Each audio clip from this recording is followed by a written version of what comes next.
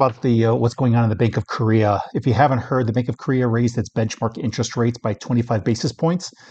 Before it was 2.5%. Now they increased it by 25 basis points, so it's 2.75%. This marks the first rate hike since January 2023. So it's exactly what happens during the Great Financial Crisis. The rate hike adds to concerns about tighter liquidity in the economy. So what happens is you get higher rates, increases borrowing costs. Higher rates increase borrowing costs, reduces the liquidity in the financial system, can slow the economic growth, and may weigh on consumer spending. Also, some takeaways that I've seen recently is weakness has broadened. The AI hardware weakness has expanded from a few stocks to the entire sector. The good news isn't enough anymore. Positive results from companies like ASML and TSMC failed to lift prices. Much of the good news may have already been priced in.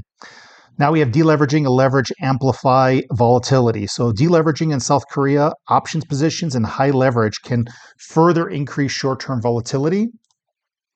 So what happened? South Korea recently launched a 2x leverage ETF on popular stocks like Samsung Electronics and SK Hynix.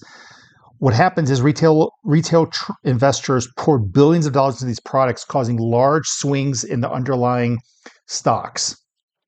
So how did regulators step in?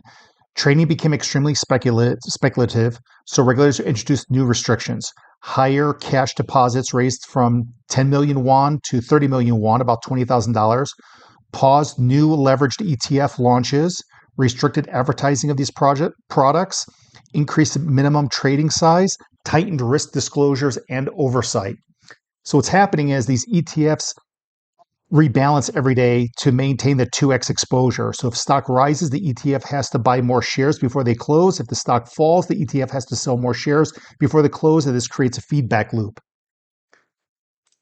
So why this matters for most US investors, leveraged ETFs coexist, leveraged ETFs exist in the US too. When large amounts of money flow into these products, daily rebalancing can influence trading near the market close and increase volatility. For investors, this can speed up trends in the short term, create sharp moves on rebalancing day, and attract regulatory action if risks grow. Key takeaway. Leveraged ETFs can magnify both gains and losses because of daily rebalancing. South Korea's experience shows how fast these products can grow, move markets, and attract regulatory attention. Watch the flows, understand the mechanics, and manage your risk. If you learned something or didn't know what was going on in South Korea, please like and subscribe. If you want to have a deeper dive into this and how it can impact the markets, please go to my Patreon page on Premier Tier, and I answer all these questions plus any questions you might have, as well as the deeper dive into what we just discussed today.